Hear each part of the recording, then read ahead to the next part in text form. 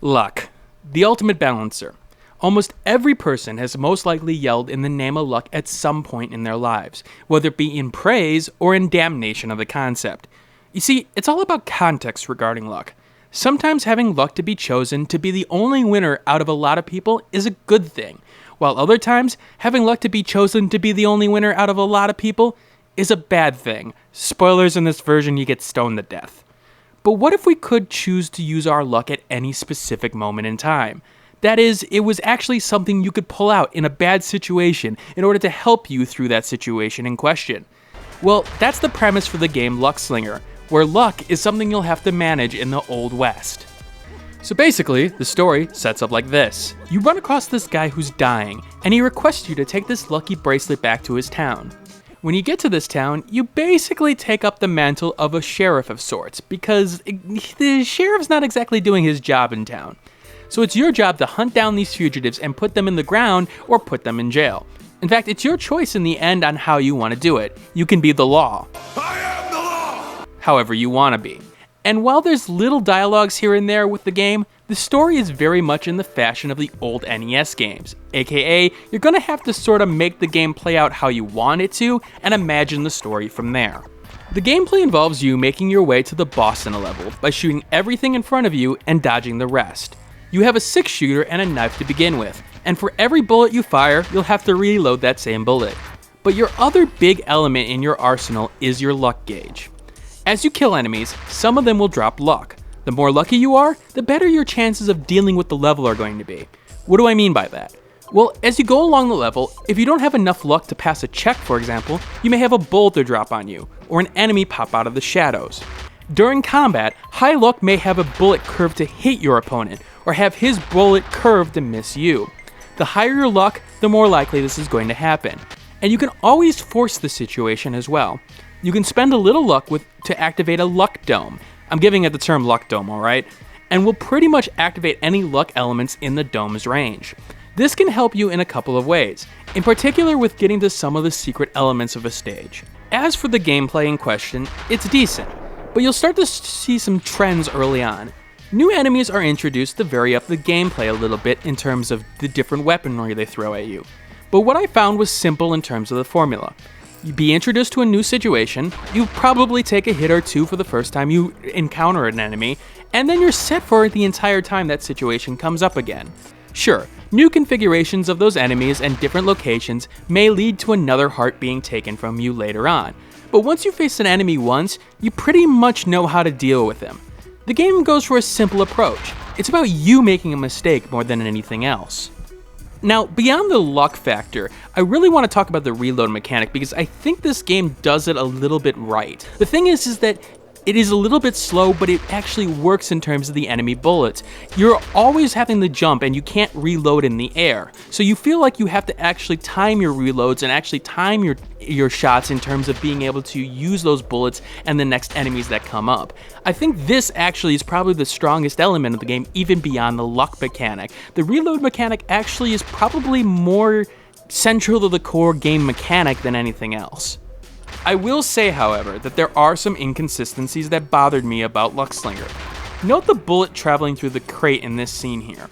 This kind of inconsistency is what I'm talking about, and in particular, this scenario actually led me to dying and having to restart the level at that point. It caused a huge frustration on my part.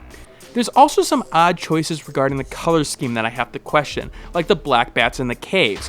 Now look, I do like the fact that you have to pay attention, but here's the thing. It took me almost to literally be 2 inches from the screen in order to see these black bats against the brown background. To me, that's a bad thing.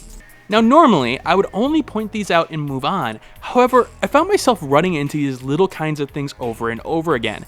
And overall, there's an overall mishmash of problems regarding this game that helped pull the game down in my eyes. Especially when it came to the frustration factor of the game. As when you feel like the game is purposefully screwing you over, it's much harder to get ready to do the next level. But what about the luck mechanic? It's alright, I would say. The thing is, the idea of it being a consumable is where I'm sort of hit and miss regarding the game on. Now, once you've got full luck in the game, I found the game to be a lot easier, and the thing is, I didn't really find a lot of reasons to spend the luck in terms of the consumable portion of it. You still get major benefits from holding on to it, and being without luck is a lot worse than using it, and so I found myself just keeping it around because it worked a lot better for me. I think the concept at its core is interesting enough, and I do think it's something to build off of and sort of refine, but I think the execution here isn't as strong as I would want it to be, and found several problems with it. It's the game's unique feature for sure, and makes it stand out from other games in the genre, but I felt it could have been taken to the next level. But let's get to what I believe is the major problem with the design of this game regarding the luck element, and there's a specific element of it: the checkpoint system. The checkpoint system? Yeah, you heard me. But in particular, it's the last checkpoint of any level that I'm talking about. You see, when you die in the game, you respawn with 0 luck. Now, towards the start or middle of the level, that's something you can reasonably deal with, and you can gain the luck from enemies that you take on. You'll run into traps, of course, but here's the thing, it's a little bit harder, but you'll be able to deal with it.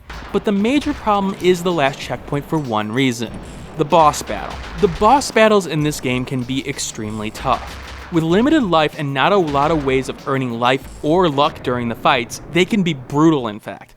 And the problem with having no luck is the fact that it may extend the fight 2 to 3 times the length because of the bullets sort of traveling away from the enemy. Remember what I said earlier, the game is pretty straightforward after you are introduced to a new element. It's a matter of execution and not taking damage. And so when you extend the time that you have to not mess up 2 to 3 times the time frame, things become more difficult. Bullets bending out of the way of the bosses will have you cursing. And remember, the first time you face the boss in a level, you're learning his tactics for the first time, so you're probably going to die, which then leads you to respawn, which leads to this. Again, a little bit of a problem, and I repeatedly have to do levels over again because I don't have the power or the luck to be able to take out the enemy. Now, I think of the things that could rectify this balance issue would have been giving this player a small amount of luck to counterbalance the start of their spawn period, or an enemy or two to kill in order to gain some luck from. Needless to say, however, I felt that in the terms of the overall challenge of the game, which is hard, mind you, this caused unnecessary repetition in levels, and at times, while I do like a difficult game, I felt this could have been better handled in the long run. Don't get me wrong, those looking for a challenge will in particular enjoy this game, but it's going to give you the challenge, that's for sure, and for those who are sort of in the mid-level of that, they're going to be sort of taken aback, and they may not want to play anymore. Let's also talk about the aesthetic a little bit.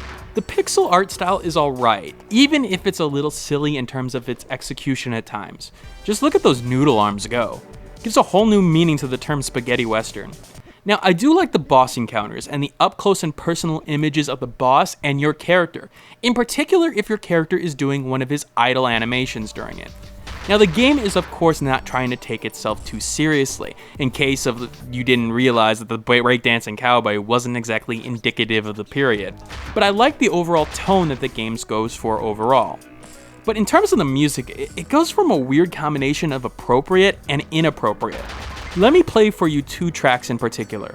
First, let's go for some of the level music here.